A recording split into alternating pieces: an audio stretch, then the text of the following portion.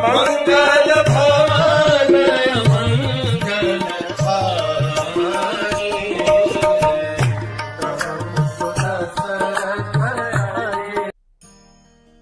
हरे कृष्ण। कल हमने देखा किस प्रकार से मातंग ऋषि के यहाँ पर किस प्रकार से दुंदुभि के शरीर का रक्त और मांस गिरा, और फिर मातंग ऋषि ने किस प्रकार से वाली को श्राप दिया, और वाली उन्हें समझाने के लिए, क्षमा मांगने के लिए आए, लेकिन मातंग ऋषि के हृदय में एक भी उनके शब्द नहीं पड़े।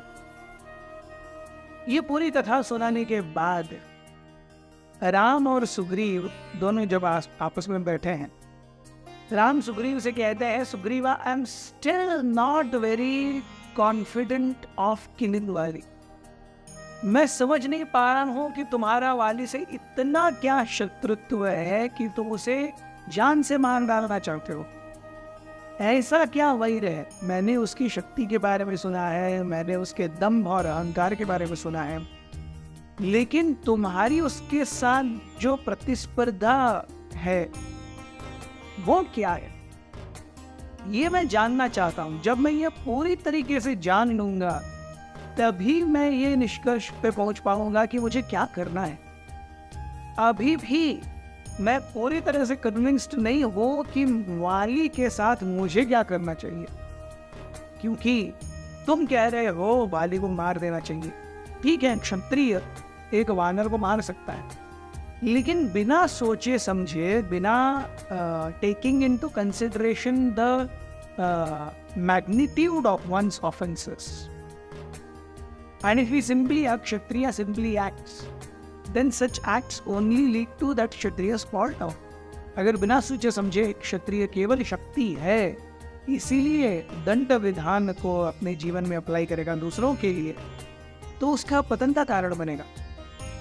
मैं जानना चाहता हूँ, क्योंकि अगर वाली ने बहुत बड़े दुष्कर्म किए हैं तो फिर मैं उसे दंड दूंगा, और अगर पूरी कथा सुनने के बाद मुझे लगे कि नहीं, तुमसे ज्यादा भूल हुई है और वाली की यहाँ पे कोई गलती नहीं है, तो मैं तुम्हें वाली के पास लेके जाऊंगा, तुम दोनों के बीच में सुलह करने का प्रयास करूंगा, या फिर वाली को कहूंगा कि तुम्हें यथोचित दंड दे और बाद में अपने स्थान पर बिठाए।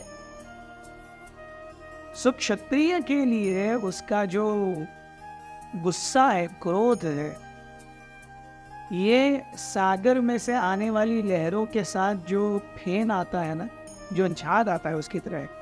सागर में लहरें हमेशा होती हैं, लहरों में झाग हमेशा होता है।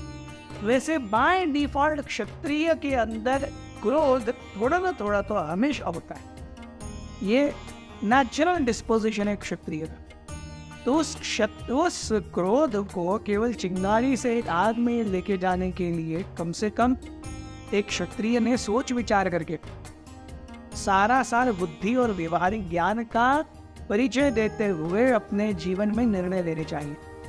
इसीलिए तुम मुझे कृपया वाली के उस प्रसंग के बारे में बताओ जिससे आहत होकर तुम चाहते हो कि मैं उसे मारूं।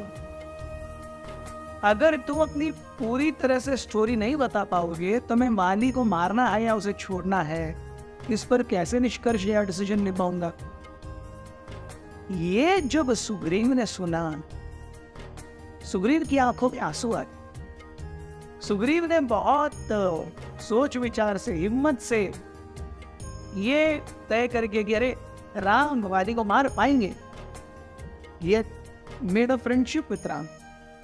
और यहाँ पे कथा सुनते सुनते राम कह रहे, अरे मैं सोचूंगा वाली को मारना है कि नहीं।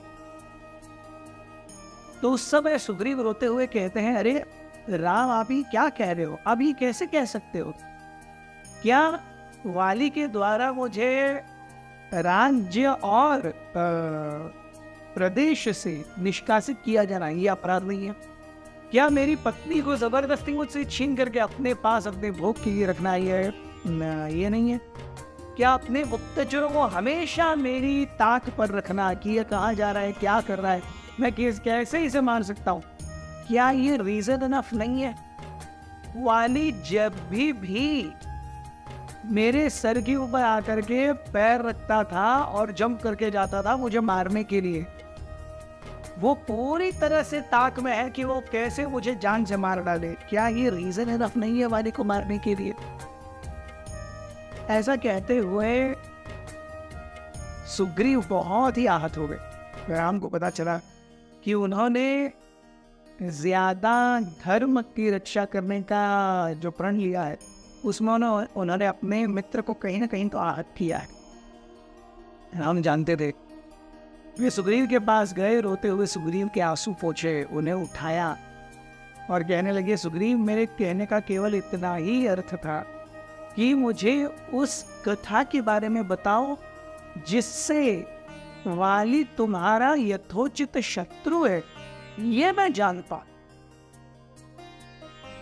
तो तब वाली वेंट बैक इनटू क्या कहते फ्लैशबैक।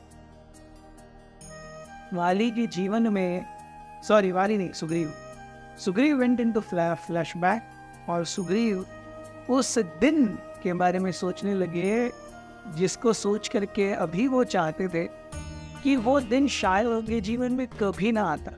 उनका जीवन कितना अच्छा हो। This one day had spoiled his life and his relationship with वाली and made immense overturns about his own safety. He began reminiscing, Sugriva began reminiscing about that one fateful day. What happened on that one fateful day? ये हम आपको बताएंगे कल। हमारे साथ बने रहिए।